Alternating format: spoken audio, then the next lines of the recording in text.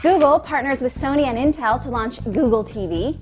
Amazon releases Kindle for the Mac, and some of you have some pretty pathetic sex lives, according to a new study about social networking. It's Thursday, March 18th. I'm Natalie Del Conte, and it's time to get loaded.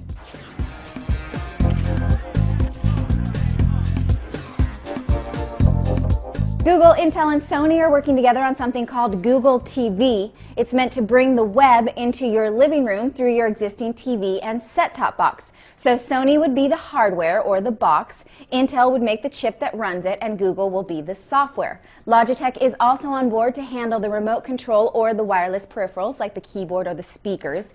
Google says that Google TV will be an open platform, so open to other software, and it will be a version of Android, so in theory you could run apps on your TV just like you do on your phone. The New York Times spoke to sources anonymously about this, so we don't actually know when we'll see it. In an attempt to be more social, Yahoo has acquired a social network that I have actually never heard of. Yahoo announced the purchase of Citizen Sports, which apparently is a fan network for sports buffs. It probably isn't fair to judge them based on the fact that I'm not a member. I'm only loyal to a few select sports teams. Go Giants. Nevertheless, I suspect that Yahoo will integrate more social features into one of their more successful products, their fantasy leagues. AT&T announced a new line of chargers that will stop pulling power from your wall when it senses that the phone is charged. The chargers are called AT&T Zero chargers, and they're supposed to prevent the phantom power that's pulled off the grid, which AT&T estimates is enough power to power 24,000 homes per year. The chargers will go on sale as an accessory through AT&T in May, and they will be sold in packaging made from recycled paper. Amazon released a Kindle app for Mac. Previously, Amazon's PC version of its e-reader only worked on Windows computers. The Mac version is in beta, but it will let you access your Kindle books and view notes and highlights that you've made in the books, but unfortunately not make new ones just yet. You can also sync your place in your books so WhisperNet can pick up where you left off on your Kindle. YouTube extended its partnership program to help out struggling musicians. The video site launched something called Musicians Wanted, where it will help share ad revenue with musicians who serve their music videos online. This is only for U.S. artists for now, but it will likely expand overseas soon enough. This is good news for musicians because a good viral video can really garner some traffic and help them suffer a little bit less for their art.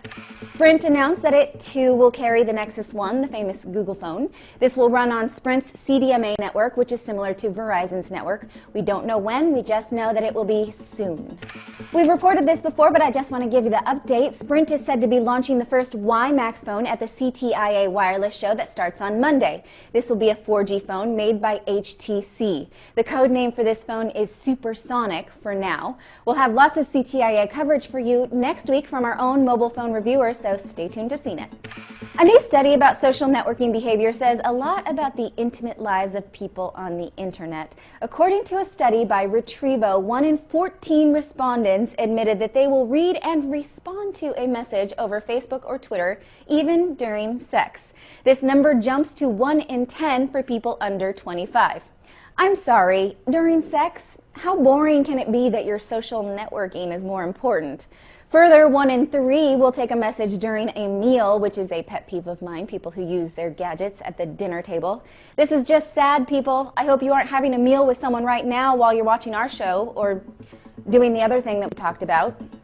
Those are all your headlines for today, and that wraps up your week of Getting Loaded. I will see you on Monday. Have a great weekend, and thank you for watching. I'm Natalie Del Conte with CNET TV, and you've just been loaded.